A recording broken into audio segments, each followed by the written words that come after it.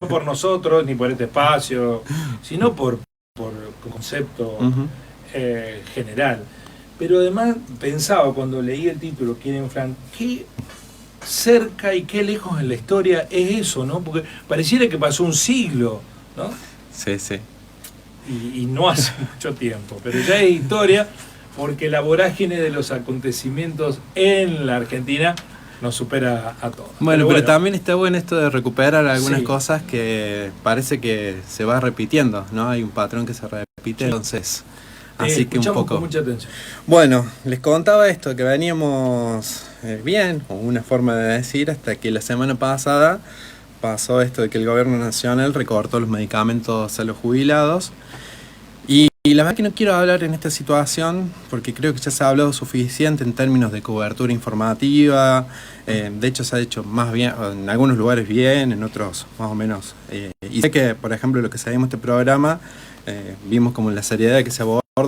Y tampoco quiero, siguiendo Espinosa, apelar a despertar pasiones tristes, recuperando algunos testimonios de adultos mayores aquejados por la situación, que de hecho ya circuló intensamente por las redes, por los medios sociales. Lo que quiero hacer en este momento es tratar de ofrecer, en la medida de mis posibilidades, una reflexión, una mirada distinta, si se quiere, o novedosa, a lo que podamos ofrecer. Y pensando sobre esto, se me vino una imagen, un hecho, como dijiste vos, Guillermo, de hace unos años pasados, que quiero compartirles porque me parece que ilustra, aunque de forma distinta, la situación que estamos viviendo en la actualidad. El personaje y el objeto principal de esta reflexión es el flan. Y el flan no es porque quiero hacer superflua la reflexión, ni mucho menos, como dijimos al principio, competir con el segmento de nutrición que nos precede, sino queremos reflexionar sobre el flan, primero porque a quién no le gusta el flan. Digamos, hay flanes más ricos, hay flanes caseros que alguna vez hicieron nuestras madres, nuestras abuelas, pero también hay flanes industriales en cajita, pero que no son para nada despreciables o, por como escuchamos, un poco menos recomendables. Y más si esto del flan se lo acompaña de dulce o crema, salvo raras excepciones, a todos y a todas nos gusta. Disfrutamos comerlo, lo compartimos con la familia, con los amigos, y cada vez que lo hacemos pasamos un buen momento. Sin embargo, y aunque parezca mentira o algo extraño, hace unos años el flan quedó inmerso en una polémica y se convirtió de alguna manera en una categoría de análisis político. Y de forma más sorprendente asumió una connotación negativa. Como todos recordarán, y si no recordamos, el origen de esto se remonta a una entrevista que hizo el periodista Alejandro Fantino al humorista Alfredo Casero. Y la situación era más o menos la siguiente. Corría a mediados de agosto del año 2018, y si bien el discurso hegemónico de entonces insistía que después de haberlo pasado mal años se acercaba la luz al final del túnel, esta mejoría no estaba siendo evidente para el común de la sociedad y el malestar comenzaba a manifestarse. Se había prometido que era necesario pasar por un sufrimiento, transcurrir un calvario, porque esa era la forma de llegar a una supuesta redención, pero la salvación siempre tardaba en llegar, y entonces Fantino le preguntó a Casero sobre esta situación, a lo cual el humorista, de forma sorprendente, le contestó: flan, flan, ¿quieren flan? Y a continuación se explayó y comparó la situación de la Argentina de entonces con la de una familia de 12 miembros a la que se le quemó la casa. En la intemperie, en el frío, con la casa quemada, en el medio de la desesperación de lo que eso sucedía, el padre angustiado ve que sus hijos se acercan y esto le grita: papá, queremos flan. Ante esta expresión y con cierta complicidad del entrevistador, que estalló en risas, Casero profundizó su representación gritando ya desaforadamente: flan, flan, tapando el oído, como le hicieron un niño caprichoso, haciendo morisqueta, como golpeando el bombo y decimos: queremos flan, queremos flan. Y la anécdota, muchas de las que pasan en nuestro país, pero después fue recuperada por políticos o medios de comunicación e incluso en el mismo Senado de la Nación. Y si era prácticamente como si fuera el destino de las comidas, el flan pasó a ser en ese tiempo la representación de la desmesura, de la abundancia y de la irresponsabilidad. La sociedad perdía sus apetitos desencadenados, buscaba especialmente un postre en vez de bregar por lo que realmente era. Y hoy en día pareciera que hay un Reddit de Se quieren flan, pero un poco más extremo y cruel, diría yo. Porque pareciera ser que la desmesura hoy no es un postre, una comida, sino un remedio que es algo indispensable para que una persona pueda sobrevivir.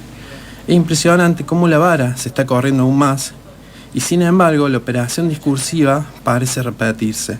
En un momento de ajuste económico aparece en la escena de lo discursivo una queja del establishment para con el pueblo. El pueblo pide demasiado. Pide flan cuando no se da cuenta que las necesidades de esta gloriosa nación son definitivamente otras. Y a esta expresión hay al menos dos supuestos. Por un lado, la más evidente, que el pueblo es irracional, que se deja llevar por sus impulsos en busca de un placer totalmente excesivo y innecesario. Y por otro lado, la actitud pseudo-paternalista de aquellos que sí la ven, que pueden determinar en verdad y con claridad qué es lo que el pueblo necesita, a pesar de que eso puede devenir en algún sufrimiento. Pero hay algo más profundo aún que esas dos cosas. El establishment no está en contra del flan. Al contrario, lo disfruta como cualquier argentino de bien. El problema es que el flan, el postre,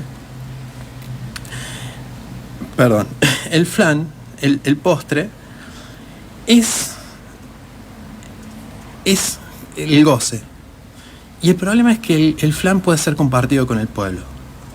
De hecho, recuerdo que después de denostar la actitud del pueblo que pedía flan, la escena termina unos meses después con una foto del entonces presidente comiendo flan, en una cena de gala donde obviamente el flan no estaba para nada puesto en tela de juicio.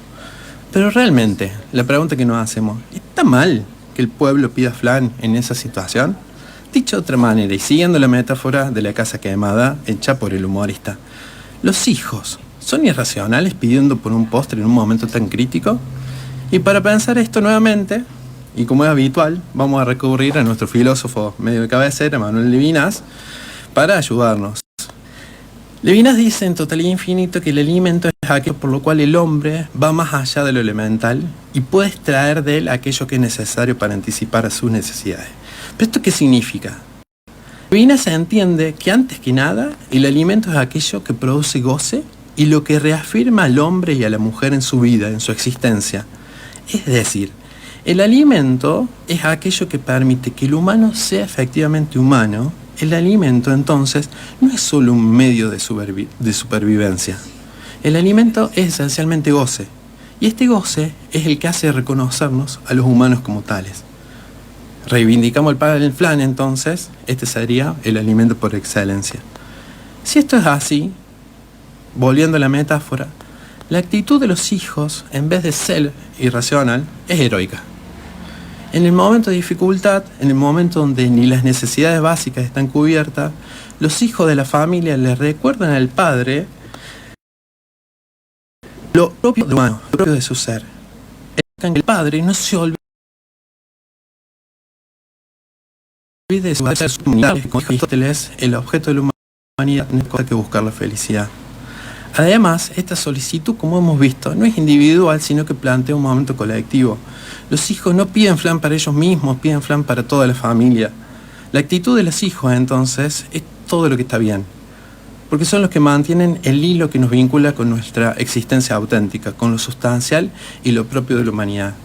Los hijos, en esta escena, si seguimos a Levinas, son aquellos que, a pesar de la dificultad, de la desesperación, de la desesperanza, recuerdan a los adultos de la casa, a los seres racionales, que esta vida no está hecha solamente para que sobrevivamos, sino que para que, sobre todo, la podamos gozar. El gran problema de la humanidad no es cuando los hijos piden flan, sino cuando por alguna situación forzada, y podríamos decir inhumana, se los convence de que su pedido es irracional y que no tienen el derecho de exigirlo, y peor aún, cuando consiguen que se les dé vergüenza de hacerlo.